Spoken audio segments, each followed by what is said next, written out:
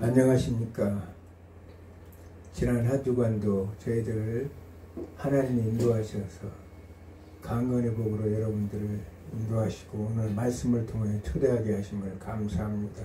지난 시간 우리는 교회 본질에 대해서 배웠습니다. 왜 그러냐면 교회는 하나님을 믿고 신앙을 고백하는 자들, 그럴 때 하나님께서 신비적인 연합을 이룬다고 그랬습니다. 그 신비적인 연합을 이룬 사람 한 사람 한 사람 모여있는 공동체가 바로 교회라고 말씀드렸습니다. 그렇기 때문에 하나님의 교회는 하나님의 거룩성을 나타내야 되고 어떠한 것도 세속적인 것은 교회에 개입되어서는 안 되는데, 그런 것들이 이제 잘못되어 가면서 이제 교회사를 보면 어지러웠던 시대가 있었습니다. 그 시대가 바로 중세 시대였고 중세 교회였다는 사실이에요. 그러므로 인해서 우리는 그 시대에 하나님께서 그 시대를 통해서 오늘날 이 시대에 우리가 믿는 복음의 아름다운 말씀을 우리가 믿고 정확히 알고 이해해서 나갈 수 있도록 하나님께서 역사하시는데,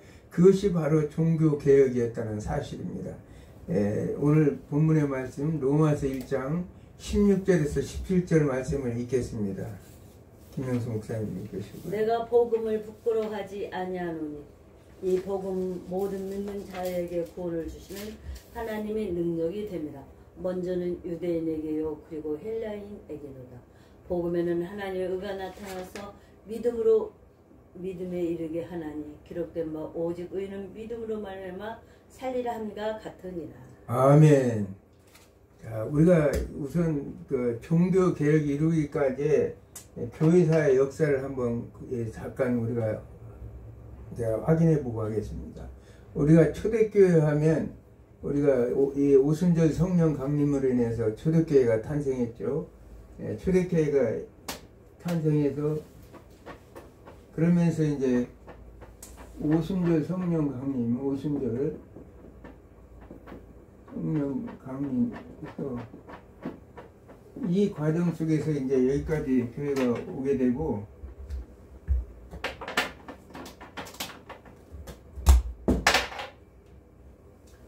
이전에 이제 우리가 원식 교회라고 할 수 있는 이게 초대교회, 우리가 말하는 초대교회 원식교회라는 것은 AD 70년까지 우리가 예루살렘 성전이 파괴되기까지를 우리가 원식교회라고 할 수 있었는데, 이때야말로 참 온전한, 오늘날로 얘기하면 아주 진정한 하나님 나라의 원리가 잘 적용되고 교회의 본연의 모습이 잘 드러나 있었다는 사실을 우리가 알 수 있습니다. 성경을 통해서 우리가 사도행전 2장과 4장에 보면 이때는 성도들이 교회에서 어떻게 했습니까? 물건을 서로 통용하고, 또한 부자들이 가난한 자들에게 그 재산을 내놓아서 가난한 자들에게 그 재산을 배분해주고, 그래서 소득 재분배와 자원 배분이 원활하게 이루어지는, 그러면서 교회가 날마다 사람들의 칭송을 받아서 성장하는 교회의 모습이 바로 오늘 이 전형적인 원래 이제 초대교회로 돌아가자 하면 이 상태 교회로 돌아가자는 얘기예요. 이 상태 교회로 돌아가자는 얘기인데, 이런 교회가 진정한 하나님께서 원하시는 하나님 나라의 온전한 교회다. 이때는 이 신분이 극복한 교회 공동체였어요. 왜냐하면 부자나 가난한 자나 또는 종이나 노예나 주인이나 이런 구별이 없이 신분이 극복되지 않고 또 계급이 없는 이런 공동체. 오늘날 같이 어떤 오늘날도 교회도 마찬가지예요. 교회 직분에 따라서 마치 계급이 지어진 것처럼 우리가 신앙생활을 하는데, 이때는 그런 것이 없었다는 거예요. 신분을 극복한 공동체. 사도들 외에는, 하나님의 사도들은 하나님의 말씀을 전하고 기도에 전무했다고 그랬죠. 그러면서 각자의 맡겨진 직분대로 그들이 일을 했던 공동체가 바로 이 사도행전에 나타난 원식교회 상태, 예루살렘 성전이 파괴되기 전까지의 교회 형태였다는 사실을. 그러면서 AD 70년 티투스 장군의, 로마의 티투스 장군에 의해서 결국은 예루살렘 성전이 파괴되고 예수님께서 예언했던 대로 예루살렘 성전이 파괴돼서 온 세계의 디아스포라 유대인들이 흩어져서 이제 뻗어나갔던 걸 봅니다. 그러면서 이때부터는 교회에서 어느 시대가 오냐면 순교자 시대의 교회가 와요. 순교자 시대 교회.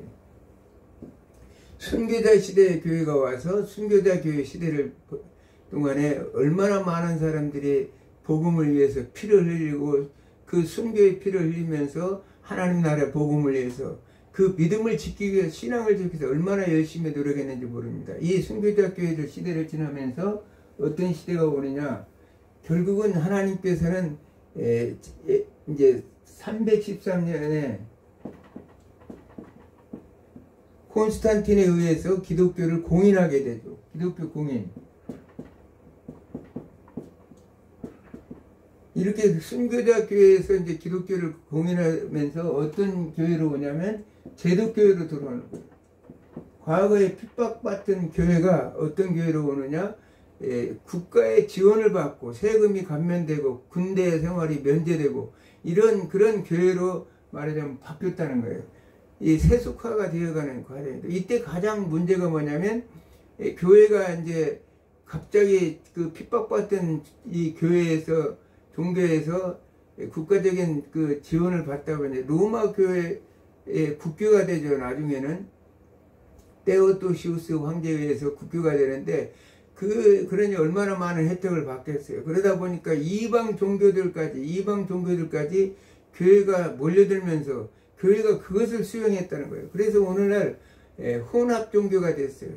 오늘날도 그렇지만 교회 유치운동이라 해가지고 이런 잘못된 전체를 반려하는 대형교회 목사님들이 요즘 한국교회도 많이 있죠. 세계교회가 지금 그런 추세로 가고 있습니다.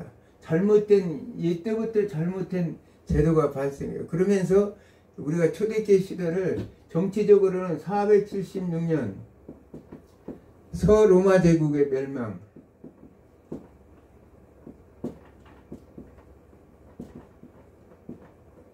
그러면서 종교적으로는 430년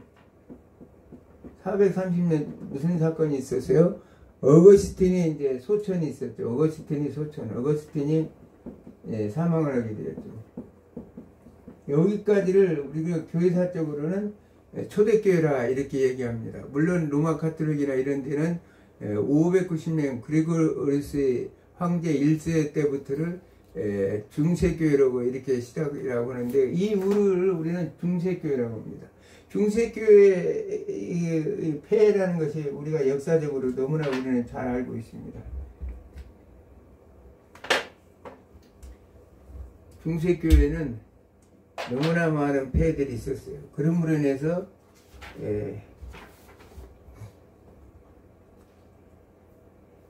종교개혁 시대까지를 1517년 이때부터 1517년 종교개혁 시대까지를 우리는 이제 중세교회라고 그러고 그 이후를 근세교회라고 하죠. 근세교회와 근대, 현대교회, 요즘에는 현대교회라고 말하고 있습니다. 자, 우리가 매년 10월 31일이면 종교개혁자들의 개혁정신을 생각하면서 개혁이란 용어를 오늘날에도 많은 사람들이 그토록 부르짖는 이유가 무엇인가를 생각해 봤습니다.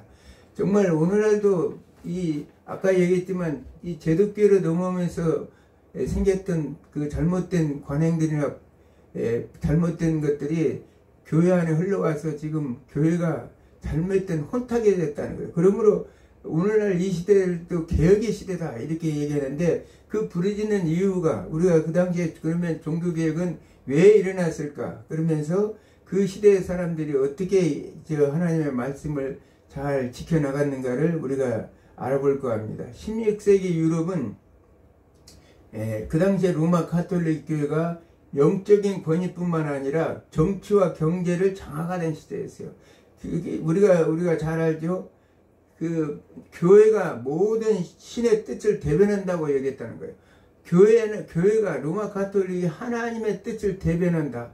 그래서 교회의 조직이 인간을 지배하던 그런 시대였습니다. 그래서 딱 그 얘기라고 암흑시대라고도 얘기를 하죠.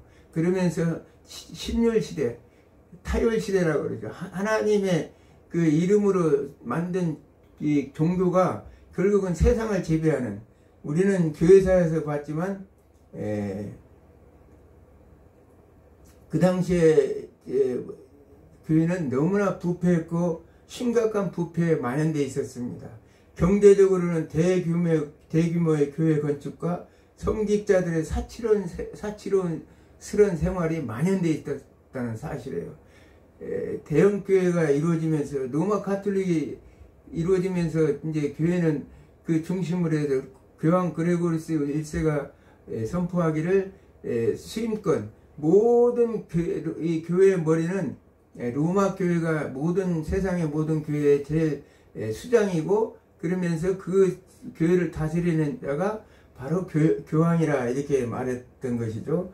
그러면서 그때 가장 부패적이었던 것이 뭐냐면, 대표적인 것이 바로 면죄부 판매했다는 사실이에요. 교회는 죄를 면제해 준다는 명목으로 면죄부를 판매해서, 그래서 이제 부를 축적했습니다. 이것은 하나님의 말씀을 완전히 왜곡하는 것이죠.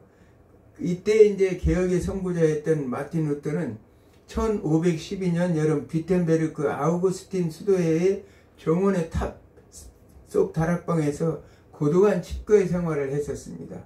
그가 왜 그랬냐면, 대학 강단에서 신학을 강의하지 못하므로 시리의 난을 보내던 중에 성경 말씀을 그 탑 속에서 이제 강의를 못 하니까 외롭고 쓸쓸하니까 그럴 수밖에 없어요. 저도 13년간 우리 김영수 목사님 케어하다 보니까 할 것이 없어서 말씀만 연구하다 보니까 그 기간 동안에 책을 4권을 쓰게 됐는데, 이 마치 루터도 그랬다고 생각이 들어요. 그 심정이 이해가 가요. 왜냐하면 탑 속에 갇혀 있어서 그는 하나님의 말씀을 묵상하게 됐어요. 그러다가 어느 날 로마서 1장 오늘 본문의 17절처럼 복음에는 하나님의 의가 나타나서 믿음으로 믿음에 이르게 하나니 기록된 바 오직 의인은 믿음으로 말미암아 살리라 함과 같으니라. 이 말씀을 이 루터는 깨닫게 됐다는 거예요.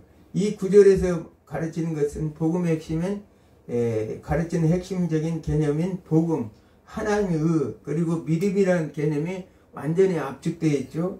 이 루터는 이 구절을 깊이 명상함을 통하여 하나님과의 인간과의 관계는 보상적 질서에 의해 정해지는 것이 아니라 하나님의 은혜의 질서에 의해서 정해지는 것을 깨달았다는 거예요. 우리가 보상적 질서라는 건 뭡니까? 우리가 인간의 노력으로 우리가 하나님 앞에 give and take죠. 내가 하나님 앞에 드린 만큼 하나님께서 보장해 준다는 그런 잘못된 그런 질서가 아니라, 모든 것은 하나님의 은혜에 의해서 질서가 정해진다는 사실을 그는 깨달았다는 사실이에요. 그러므로 인해서 하나님은 그 당시에 교회 교리가 굉장히 로마 가톨릭은 강했죠. 잘못된 사람들은 굉장히 징계가 심했는데, 하나님은 더 이상 진노하시는 하나님이 아니라 우리에게 은혜를 주시기를 기뻐하시는 은혜로운 하나님이라는 것을 루터는 알게 되었다는 사실이에요. 그러므로 인해서 그가 1517년 10월 31일 비텐베르크 대학 정문교회 정문에 95개 조에 달하는 면죄부 반박문을 붙여놓게 되었습니다. 95개 논제가 발표되자마자 루터는 독일 전체에서 일약 유명한 사람이 되었습니다. 이제까지 감히 로마의 교황 권위에 도전한 사람이 없었는데, 이 반박문을 통해서 면죄부 판문은 잘못되어 있고, 또 이 교황의 무호권이라든지 이런 내용들이 잘못이라는 사실을 지적하게 되니까 그 면죄부 판문은 잠시 중단 상태에 빠지게 되었습니다. 그래서 루터는 로마 가톨릭의 영광의 신학에 대비해서 십자가의 신학을 제시하게 되었습니다. 영광의 신학이라는 건 뭡니까? 하나님의 영광을 추구하는 것 같지만 사실은 인간의 영광을 추구하는 것, 인간의 인식 능력이나 인간의 노력, 인간의 공로를 중요하시는 신학이 바로 영광의 신학이었다는 사실이에요. 이에 비해서 십자가의 신학은 뭐냐? 그리스도의 십자가에 나타난 하나님의 은혜, 하나님의 사랑에 우리의 관심과 초점을 맞추는 신학이 십자가의 신학이, 오늘날 신학이 그랬죠. 하나님의 무한하신 은혜와 예수 그리스도의 그 사랑에 대해서 우리는 항상 말씀을 연구하고 묵상하고 감사하고 은혜를 하는 신학이 십자가의 신학이라는 사실이에요. 하나님의 사랑과 인간의 사랑은 차이점이 있습니다. 인간은 어떤 대상을 향해서 사랑하는데 대상을 사랑할 만한 가치가 있을 때 사랑한다는 거예요.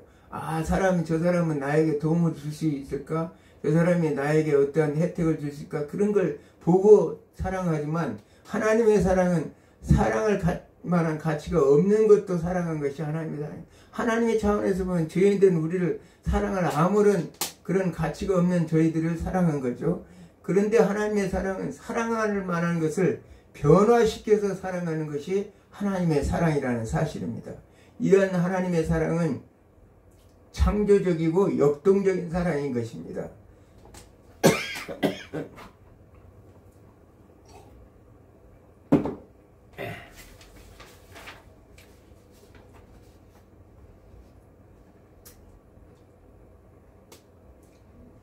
창조 후에 하나님과의 인간의 관계는 보상적 질서가 아니라 은혜의 질서 속에서 살아왔습니다.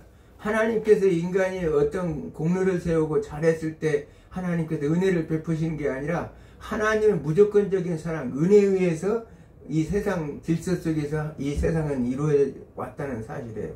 그러므로 해서 타락한 인간은 늘 하나님을 대적하고 하나님을 떠나려 하고 하나님의 은혜를 거부하는 죄악의 본질 속에서 살아왔습니다. 그런데 하나님의 인간들에게 그때마다 역사 속에서 보면 타락한 인간들에게 하나님은 개혁을 부르짖었는데 그것은 죄악의 사슬에서 벗어나 진정한 하나님의 사랑 안에서 자유를 얻기 위해서 우리가 하나님의 그 사랑 안에서 벗어나면 우리 인간은 죄악의 사슬에 얽매여서 우리는 고통을 받게 돼서 자유함이 없어요. 그러나 그리스도 안에 있을 때 진정한 우리는 자유함을 누리는 걸 봅니다. 하나님께서는 그러므로 성경 속 인물 중에서 선택적으로 부르셔서 그들을 통해 개혁을 성취해 나가는 걸 봅니다. 오늘날 또 나와 여러분을 통해서 하나님이 이 암울한 시대, 정말 죄가 관연한 시대에 우리를 하나님께서 나와 여러분을 개혁의 선구자로 부르셨다는 사실을 믿으시기 바랍니다. 그러므로 인해서 로마서 5장 20절을 보면 죄가 만연한 곳에 언제나 하나님의 은혜가 넘쳤다고 그래요. 우리가 역사적으로 보면 그 죄악이 관영할 때마다 하나님께서 사람을 선택해서 이 시대를 개혁해 나갔던 걸 봅니다. 자, 노아의 홍수 사건을 통해서도 우리가 알 수 있지만 죄악가 관영한 땅에 노아를 통해서 세상 하나님의 그 모든 것들을 다시 재창조해서 새롭게 변화시켰던 걸 봅니다. 바벨탑 사건, 아브라함의 부르심, 요셉을 통한 애굽의 도피, 모세를 통한 출애굽 사건 등 예수님이 이 땅에 오시기까지 어떤 인물도 죄에서 자유로운 사람은 없었어요. 그런데도 그 죄에서 자유롭지 못한 시대에도 사람을 불러서 하나님은 하나님의 뜻 안에서 개혁을 시키는 인물들을 선택했다는 사실이에요. 특별히 우리는 유다와 다말 사건을 알 수 있죠. 시아버지와 며느리의 이 사건은 오늘날 이 시대에 이해할 수 없지만 그 죄 가운데서도 하나님께서는 오실 메시아를 준비해서 그 모든 것을 이루어 나갔던 걸 봅니다. 기생 라합, 우리가 룻의 그 기생 라합의 후손인 보아스를 통해서 이 룻을 통해서 다윗의 조상이 되고 육적인 예수 그리스도의 조상이 되었던 사건을 우리가 알 수 있습니다. 볼 때 하나님의 주권적인 모든 것이 은혜와 선택에 기인한 것이지 결코 이런 자들을 하나님의 선택에서 인류 역사를 개혁해 나갈 때 인간들의 공로에 의해서 하나님이 선택한 것은 아니라는 것입니다. 인간을 향한 하나님의 열심히 있는 사랑은 결코 인간이 거부할 수 없는 하나님의 절대적인 은혜인 것입니다. 이것이 뭘 말하냐? 하나님의 헤세드의 사랑이요, 언약적 사랑이요, 영원한 하나님의 사랑인 것입니다. 중세 교회는 어떻게 했냐? 기독교의 교리를 지배의 도리로 삼았어요. 중세 교회는 기독교의 도리, 하나님 주신 말씀을 지배하는, 세상을 지배하는 도리로 삼았다는 사실이에요. 그러므로 인해서 중세교회의 추구한 지배는 영적인 지배가 아니라 영적인 교회뿐만 아니라 세속적인 권세, 세속적인 지배까지 포함하고 있어요. 우리가 교회사에 보면 황제 교황주의, 교황 황제주의라는 얘기를 들었을 겁니다. 교황이 황제까지도 임명하는, 또한 또 황제가 우세할 때는 황제가 교황까지 임명하는 잘못된 관행들이 중세시대에 나타났던 모습을 우리가 알 수 있습니다. 오늘 또 우리는 정교유착이라는 이름으로 많은 주회종들이 정치권에 줄을 대고 이런 잘못된 거기에 의탁하고 거기에서 힘을 얻으려고 하는 잘못된 사례도 있는데, 오늘 이 시대가 바로 개혁의 시대라는 사실을 성경을 통해서 우리가 알 수 있습니다. 그래서 종교개혁자들은 이런 잘못된 것들을 고치기 위해서 그들이 부르짖은 강령들이 있는데, 뭐냐,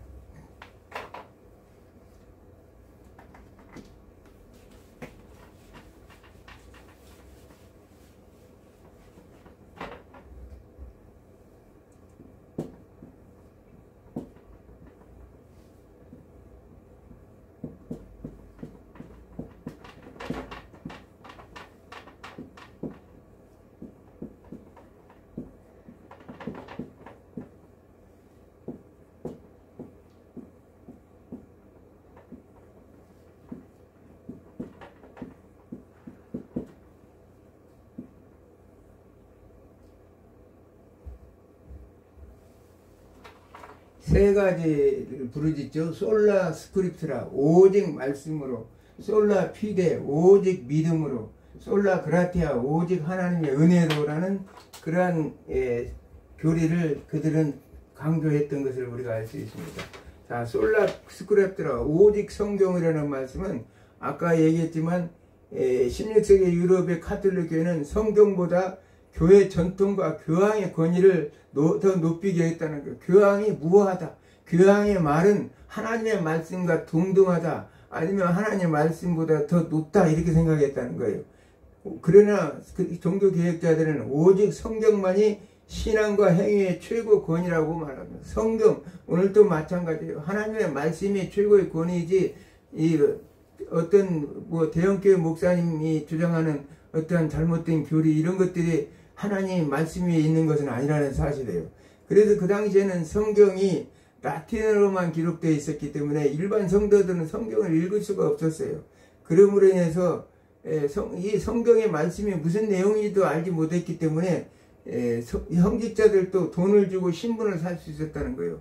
신부라는 직분을 돈 주고 사는, 성직을 매매하는 그런 그 제도가 그때 당시에는 만연했는데, 돈을 내면 어떻게 하냐, 면죄부를 천국 티켓제로 얻을 수 있었다는 사실이에요. 그래서 종교개혁자들은 그건 아니다, 이건 잘못된 말씀이다. 그래서 모두 오직 성경 말씀이 유일무이한 하나님이 주신 말씀이다. 그 성경이 권위 외에는 어떤 권위도 그보다 더할 수는 없다고 종교개혁자들은 이렇게 말씀했다는 사실이에요.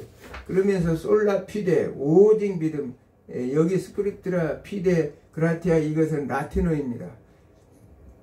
영어가 아니라 믿음 하면 피스테스죠. 근데 솔라 피데, 오직 믿음. 로마 카톨릭은 믿음과 선행의 구원의 조건이라고 말씀하셨습니다. 그래서 선행, 아까 얘기대로 면죄부 같은 거를 하면 그 돈을 봉투에 헌금함에 넣으면 딸랑 소리가 남과 동시에 그 연옥에 있던 이 조상들이 천국으로 올라간다고 이렇게 그들은 주장했다는 사실이에요. 그러므로 해서 그들은 인간은 행위나 공로로 구원을 얻는 게 아니라 믿음으로 의롭게 된다는 것을 종교개혁자들은 말씀하고 있습니다. 그래서 로마 11장 17절에 의인은 믿음으로 살리라, 이것을 주장했다는 거예요. 중세 로마 카톨릭은 믿음 플러스 선행, 성례전이 구원의 전제 조건이라고 주장해 왔다는 거예요. 선행이라는 것은 금식, 기도 또는 순례, 면죄부 등을 해야 구원을 얻을 수 있다고 말했다는 사실입니다. 루터는 수도사 시절부터 엄청난 자기 부정과 고행을 했지만 마음이 평안했어요. 우리가 막 자기 몸을 학대한다고 그래가지고 고형해서 학대한다고 그래서 마음이 변하는 건 아니에요. 우리의 마음속에 있는 죄성은 항상 남아있기 때문에 늘 번민할 수밖에 없어요. 그러나 그렇게 했지만 그것에서 벗어날 수가 없었다는 거예요. 그러나 그가 로마서 1장 17절을 읽고 충격을 받았습니다. 하나님은 우리가 잘해서가 아니라 믿음으로 우리를 의롭게 하신다는 말씀을 읽고 이 순간 구원은 오직 하나님의 은혜를 믿음으로 가능하다는 것을 깨닫고 오직 믿음으로 구원을 받는다는 것을 그가 정리했던 것입니다. 그래서 갈라디아서 2장 16절에 보면 사람이 의롭게 되는 것은 율법의 행위로 말미암이 아니요 오직 예수 그리스도를 믿는 믿음으로 말미암은 줄 알므로 이렇게 말하죠. 오직 구원은 하나님의 믿음으로 인해서 우리는 구원받는다는 사실을 오늘 또 말씀하고 있습니다. 지금도 노마 카톨릭은 연옥이라는 설을 주장하고 있기 때문에 결국은 연옥이라는 설이 계속 주장하고 있다는 얘기는 결국은 지금 면죄부를 판매하는 것과 마찬가지예요. 그래서 죽을 때는 그 연옥에서 공로를 얻기 위해서 천국으로 가기 위해서 그들은 죽을 때 많이 교회다. 그래서 중소교회가 거대하게 커진 것이 이유가 뭐냐? 그 죽을 때는 전부 이제 기부를 하고 교회다가 기부. 자식들한테 물려주는 게 아니라 한국 사람들 같았으면 자식들에게 다 물려줬겠지만 그들을 그 당시에 중세 교인들은 로마 카톨릭에다가 다 기부를 하고 성금을 하고 이제 말하자면 죽었다는 사실이에요. 그러므로 인해서 교회가 비대해지고 커질 수밖에 세력이 커질 수밖에 없습니다. 오늘날도 마찬가지예요. 그것을 주장하고 있던 그래서 잘못된 것을 우리가 알고 개혁해야 된다는 사실이에요. 그러면서 마지막 솔라 그라티아 그 말은 오직 구원은 하나님의 전적인 은혜에 의해 이루어진다는 주장입니다. 우리의 자격이나 공로 때문이 아니라 하나님께서 하나님의 자비로 은혜를 베풀어 주셨다는 사실이에요. 에베소서 2장 8절에서 9절의 말씀처럼 너희가 그 은혜에 의하여 믿음으로 말미암아 구원을 받았으니 하나님의 은혜에 의해서 구원을 받았다는 거예요. 이것은 너희에게서 난 것이 아니오 하나님의 선물이라. 구원은 하나님의 은혜에 의한 선물이라고 말씀하고 있습니다. 행위에서 난 것이 아니니 이는 누구든 자랑하지 못합니다.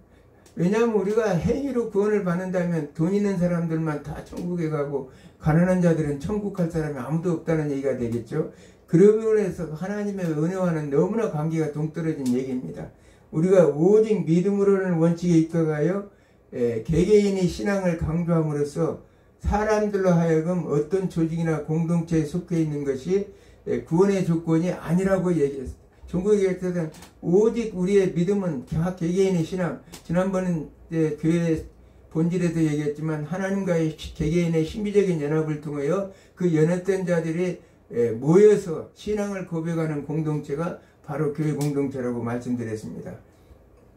각자 하나님의 신비적인 연합을 이룬 신앙으로 살아가도록 만들었다는 거예요. 이러한 신앙을 고백하는 사람들이 모임인 것이 바로 교회입니다.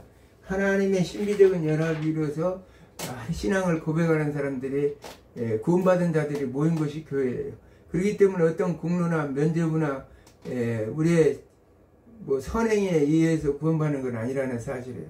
오늘날 많은 이제 목사님들도 잘못해서 그런 행위 구원에 대해서 주장하는 목사님들, 신학자들 역사 속에서 그런 사람들도 있었고 로마 카톨릭은 당연한 것이고, 그러므로 이런 종교개혁 정신은 자율적인 인간 형성의 기하이다. 자율적인. 그동안 우리 지금 로마 카톨릭 중세시대 동안은 타협에 의해서 하나의 거대한 종교 조직에 의해서 세상이 지배되었다면 이 종교개혁을 통해 사람은 우리는 어떤 존재인가? 하나님의 은혜로운 존재이고 그리스도 안에서 진정한 자유를 누리는 존재라는 사실을 인식하게 되었다는 거예요. 그러므로 인해서 그 당시에 우리는 17, 18세기에 계몽주의 이런 사고들이 그 17, 18세기에서부터 이루어진 게 아니라 14세기 르네상스와 문해붐 또는 종교개혁에 의해서 결국은 사람들의 사고 의식이 바뀌어졌다는 거예요. 오늘날 인본주의 세계관이 정립되었다는 사실을 우리가 알 수 있습니다. 이처럼 16세기의 종교개혁자들은 하나님의 주신 은혜의 개혁 앞에 서게 되어 있어요. 이를 위해서는 그들은 세상에서 누리던 많은 것들을 포기할 각오를 하려면 안 되었다는 사실이에요. 이제 그러므로 인해서 그들은 초대교회의 순수한 열정으로 돌아가자. 순교자 교회의 정신으로 돌아가자. 그렇게 생각하고 종교개혁 이전에 또 인물이 있었습니다. 종교개혁이 잉태하기 이전에 이미 하나님은 그 당시에도 개혁자들을 세워서 하나님께서 시대를 이끌어간 걸 봅니다. 영국에 있는 존 이클리프 같은 사람은 그가 이제 라틴어로 된 성경을 영어로 번역해서 많은 사람이 읽을 수 있었다는 거예요. 그래서 하나님의 그 사람들이 교황의 말이 절대적 권위가 아니라 하나님의 말씀이 유일무이한 무한 바로 성경의 권위라고 사람들은 깨닫게 된 것이죠. 그러면서 얀 후스라는 신학자가 있어요. 종교개혁자. 그분도 신학교 교수였는데, 카톨릭 신학교 교수였는데, 그는 하나님의 성경의 절대적 권위를 주장했어요. 로마 카톨릭의 잘못된 제도를 비판하면서 이 칼빈의 종교개혁보다 100년 전이었는데도 그는 그 사람들에게 그런 주장을 하다가 결국은 콘스탄티츠 공의회 결정에 의해서 1415년에 화양을 당하는, 그래서 순교를 했죠. 화양을 당하면서 순교제를 했던 걸 봅니다. 이런 그 영향을 받은 많은 그 제자들이 그의 사상을 이어받아 보헤미안 공동체라는 공동체를 만들게 됐죠. 우리가 보헤미안 공동체 이제 역사 속에 들어왔죠. 그러면서 그 공동체를 만들어서 결국은 종교개혁자들에게 영향을 많이 미쳤는데, 그들의 주장을 따라서 마틴 루터나 종교개혁자들에 크게 영향을 미쳤던 사실을 우리가 알 수 있습니다. 이를 통해서 종교개혁자 루터는 자신의 주의와 생명을 다 내놓았어요. 그 종교개혁자는 자신의 주의, 세상적인 그런 명예와 주의에 연연하지 않고 다 내려놓고 목숨을 걸었다는 거예요. 왜냐하면 그 당시에 가톨릭에 대항하는 것은 죽음이나 마찬가지예요. 수없이 많은 처참한, 우리가 교회사에서 100년 전쟁을 우리가 알 수 있죠. 100년 전쟁 동안 가톨릭과 프로테스탄트 개신교의 전쟁이 정말 피 흘리기까지 전쟁을 이뤘던 거예요. 왜냐하면 그들은 그들의 그 정치적인 압박에 의해서 수없는 많은 개신교 성도들을 죽이고 순교시켰던 것을 우리가 알 수 있습니다. 찌빙글이라는 개혁자는 가톨릭 군대와 싸우다가 만 40세 나이에 전쟁에 대해서 숨졌습니다. 찌빙글리도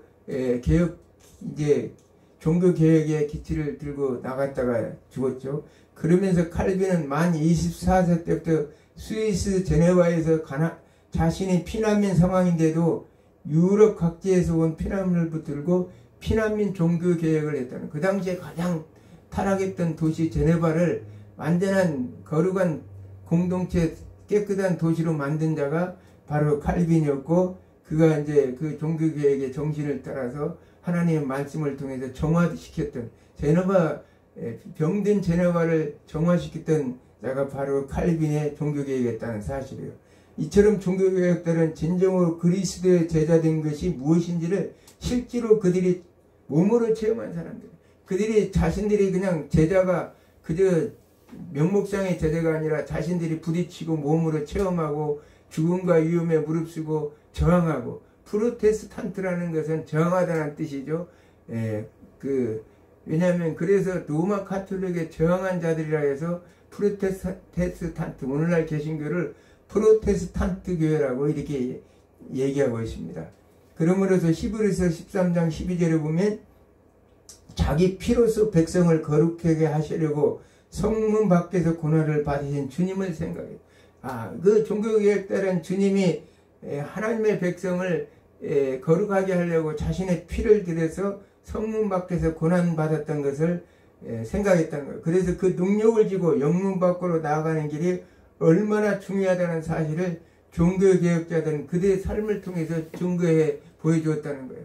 주님의 받은 그 능력을 종교개혁자들은 자신의 그 삶을 통해서 직접적으로 보여줬다는 거예요. 그러므로 해서 이런 이 시대의 참된 개혁은 이 세상에서 많은 것을 누리고자 생각하는 사람들을 통해서는 이루어질 수 없다는 사실. 이 하나님의 말씀 안에서 개혁의 정신을 가지고 살아가는 사람들은 많은 것을 누리고 살 생각을 할 수가 없다는 사실을, 이 세상에 주는 상급, 곧 부와 권세와 명예와 영화에 눈이 어두운 사람들은 종교개혁의 정치를 올바르게 이해할 수가 없다는 사실입니다. 그러한 사람들은 이름은 개신교 신자요 개신교 목회자라고 하지만 실제적으로는 기독교 신자로 부르기조차도 민망한 사람들이라는 사실입니다. 세상과 야합하는 것 자체가 반개혁적인 것입니다. 교회는 유기체이므로 필연적으로 성장을 지향합니다. 유기체라는 건 생명이 유지되고 성장하며 적응하는 능력을 가진 것이 바로 교회죠. 그러므로 교회는 필연적으로 사람이 모이고 돈이 모이고 힘이 모입니다. 교회는 이제 이 사람이 모이고 그러니까 돈이 모이게 되어 있죠. 돈이 모이니까 또 힘이 생겨요. 돈이 모이니까 힘이 생겨요. 로마 가톨릭이 그랬어요. 면죄부를 팔아서 돈이 모이니까 그 거대한 힘을 가지고 나라를 지배해 보려고 그러고 세속 권세와 교권까지를 다 지배해 보려고 했던 자들입니다. 이때 사람들은 그리스도의 신부된 교회를 유혹합니다. 세상은 그리스도의 신부된 거룩한 신부들을 유혹해서 타락하게 만든다는 사실이에요. 더 많은 부, 더 많은 권세, 더 많은 영화를 준다고 유혹합니다. 거짓된 교회, 이단들의 교회를 보면 왜 그렇게 잘 되는지 몰라요.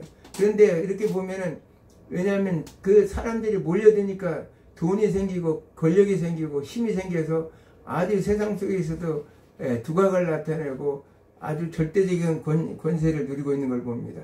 사탄의 유혹에 넘어간 교회는 고귀한 순결을 대거로 이 세상에 좋은 것을 얻기에 바빠지는 것입니다. 그런 자들을 사탄의 유혹에 넘어간 교회요 성도들이라고 말할 수 있는 것입니다. 참된 개혁은 하나님의 은혜를 거부하지 않는 것입니다.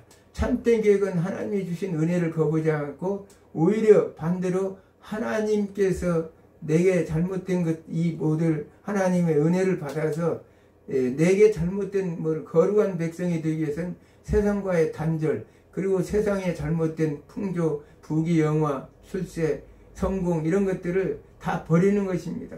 마치 예수님께서는 빌립보서 2장 5절 이하에 보면 하나님과 동등됨을 취하지 않았고 자기를 종의 형체를 사람의 모양으로 오신 우리 주님, 성김의 대명사로 오신 우리 주님을 생각해 볼 수가 있습니다. 오늘날 현대 개혁교회에서도 이 타락의 길을 걸었던 교회가 있어요. 제가 신학교 다닐 때 참 교수님들한테 수없이 들었던 그 당시에 유명한 교회가 미국의 세들백 교회의 리베런 목사님과 수종교회의 로버트 슐러 목사님이 있어요. 수종교회. 그래서 이제 미국에 가서 공부를 갔을 때 그 교회와 몇 군데 교회를 돌아봤는데 세들백 교회는 제가 얘기했죠 지난주에 그 찬양이 공연하는 것처럼 하더라. 거기에는 하나님의 신비적인 연합이 없어요. 그것을 이제 하고 그러면서 한국 교회가 그것들을 다 벤치마킹해서 그렇게 그걸 이제 추구했던 것을 우리가 봅니다. 우리 학교에서도 그걸 자랑을 많이 했어요. 그 교회를 모범으로 삼으라고. 근데 잘못된 가르침이죠. 지금 생각해보면 교수님들이 잘못 가르침을 했다고 봐요. 그들 또한 세상적인 명예와 권세에 많이 눈이 멀었던 거예요. 그런데 그 수종교회를 딱 갔는데 들어가자마자 아니 이게 교회가 아니에요. 완전히 로마 카톨릭 성당이지. 아주 그냥 그 들어가는 입구부터 교회에 들어가는 과정 속에 전부 무슨 성당들을 만들어가서 그 중에 제일 짜증나는 것이 뭐냐면 예수님을 마리아가 아기 예수님을 안고 있는 모습이었어요. 성인 예수님께서 십자가에서 못 박혀 죽으시는 모습이라든지 목자 양치기 위해서 이 지팡이를 짚고 있는 모습도 아니고 마리아 숭배를 하는 그런 형상을 딱 해가지고 마리아를 말하자면 예수님의 그 아기 예수를 안고 있는 모습이 성상이었어요. 야 이건 내가 그렇게 자랑스럽게 떠들어서 딱 들어가는데 이건 교회가 아니다. 그런 느낌이 딱 들으면서 내 기분이 완전히 팍 상해지더라고요. 이게 그렇게 유명한 교회인가? 근데 교회 딱 들어가 보니까 이제 교회는 화려하게 수정으로 크리스탈로 다 교회를 만들었기 때문에 교회는 엄청나게 화려했죠. 그러면서 거기에는 세계 5대 5번째로 큰 파이프 오르간이 있었어요. 큰 파이프 오르간이 있었는데 그 오르간 소리가 들으니까 정말 웅장하고 굉장히 듣기가 좋더라고요. 아 이렇게 피아노 치는 것하고는 피아노 소리하고는 비교가 안 되더라고요. 오르간 소리가 들어보니까. 그런 교회인데 그 교회가 1955년 차량 500대를 주차할 수 있는 자동차 주차장에서 교회를 시작했다고 합니다.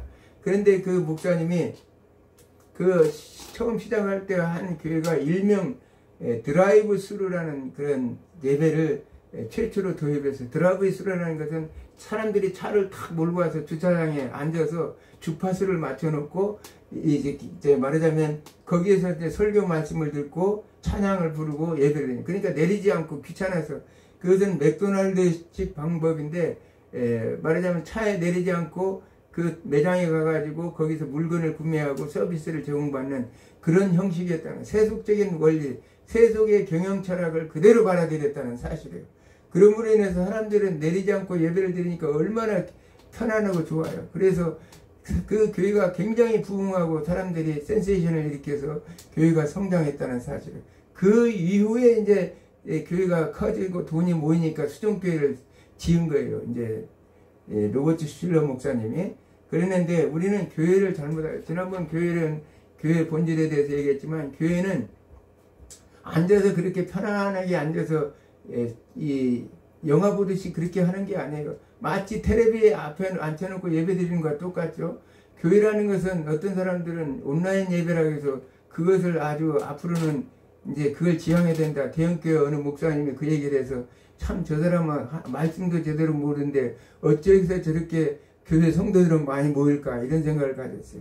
교회라는 게 아니에요. 교회라는 건 아까도 얘기했지만 하나님의 말씀을 선포할 때 입에서 나오는 숨, 그것을 뭐라고 하냐면 네샤마 하임이라고 그래요. 성경에서 말하면 네샤마 하임, 하나님이 불어넣어주는 숨을 얘기해요. 목사님이 설교할 때 설교 강단에서 그 숨을, 하나님의 숨을 불어넣어주면 성도들이 그 숨을 통해서 그 숨을 들이쉬고 거기에서 신비적인 연합을 해야 돼요. 하나님의 영광의 세키나의 영광의 보좌가 이루어진다는, 우리 안에 세키나 하나님께서 영광의 보좌가 우리 안에 이루어져서 그 보좌가 이루어진 공동체 이론들이 하나님의 영화로운 관계에 이루는 거예요.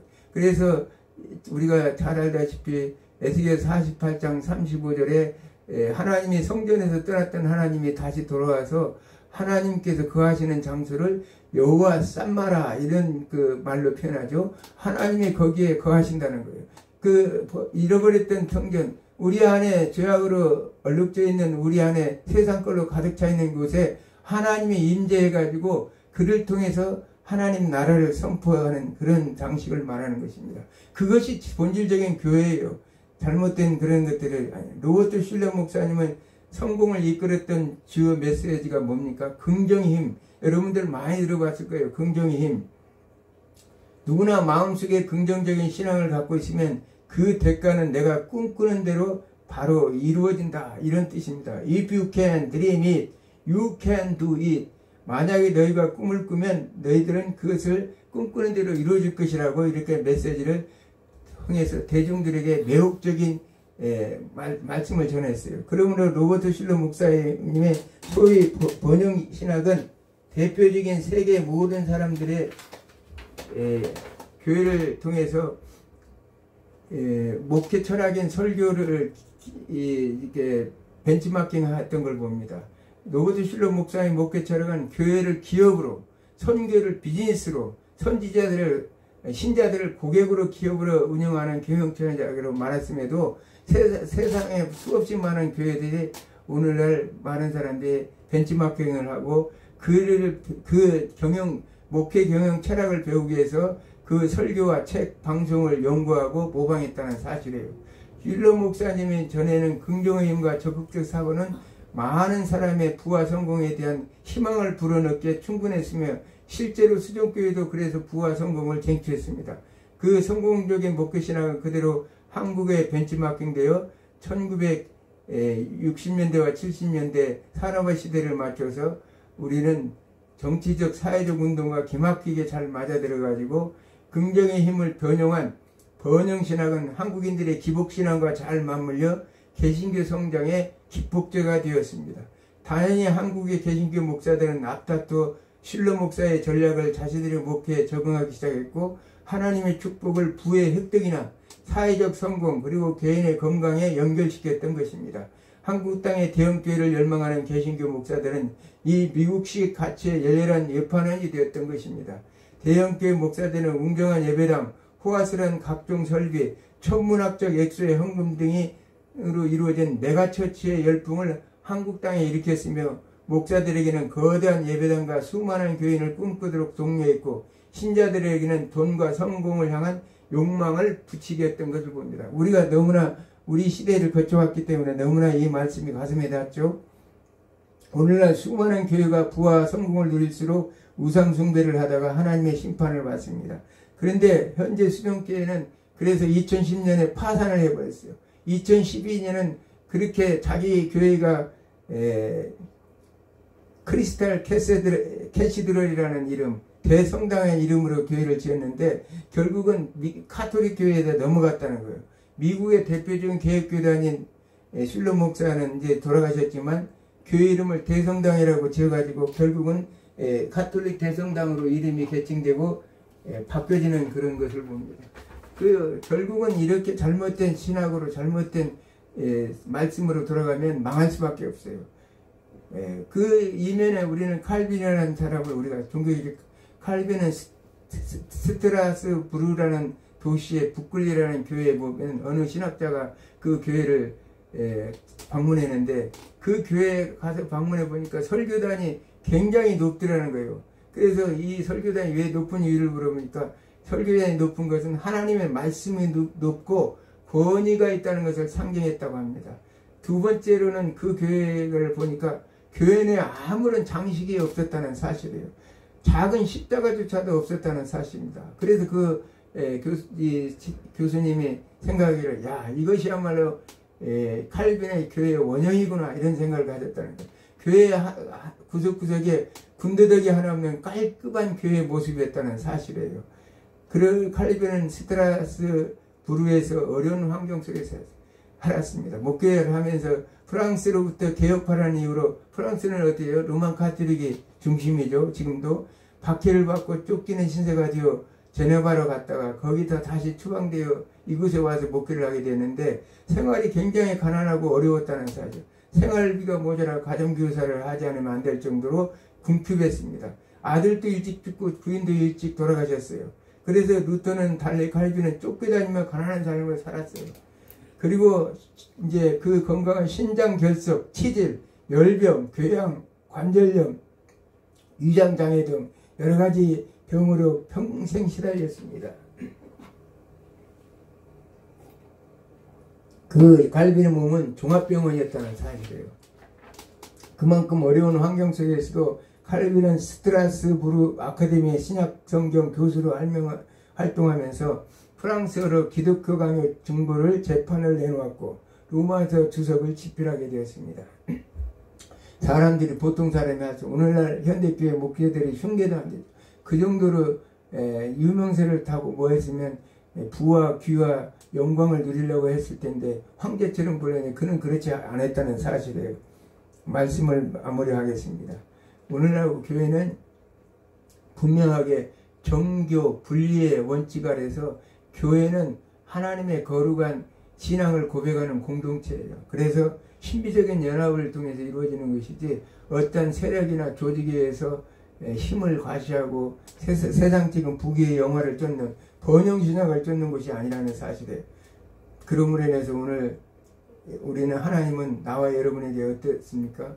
여러분과 나를 오늘 하나님은 부르셨어요. 어떤 자로? 이 시대의 종교 개혁자로 부르셨다는 사실이에요. 우리 한 사람 한 사람 하나님께서 시대를 통해서 쓰셨던 인물처럼 오늘 나와 여러분을 불러서 이 시대의 종교 개혁자로 여러분들을 불러주셨다는 사실을 생각하면서 이제 한 주간도 종교개혁 주간을 맞이해서 여러분들이 그 삶 속에서 나는 어떠한 자인가 다시 한번 생각해보는 여러분이 되기를 원합니다. 이 한국교회가 지금 완전히 지금 어둠의 세력들이 장하고 있죠. 이 어둠의 세력이 장하고 있다. 아까 죄가 관영한데 하나님 은혜는 더하더라. 로마서 5장 20절의 말씀처럼 하나님께서는 이런 시대지만 하나님이 여러분들을 개혁자로 세웠기 때문에 이 한국교회는 결국은 밝아질 수밖에 없고 새롭게 개혁될 수밖에 없고 한국 사회는 변화를 이루고 지난날의 그 순수한 교회의 모습을 우리가 다시 되찾을 줄 믿습니다. 한 주간도 여러분들의 삶이 하나님의 은혜 속에 풍성과 풍요와 아름다움을 누리는 그런 시간 되기를 주님으로 축원합니다. 기도합니다.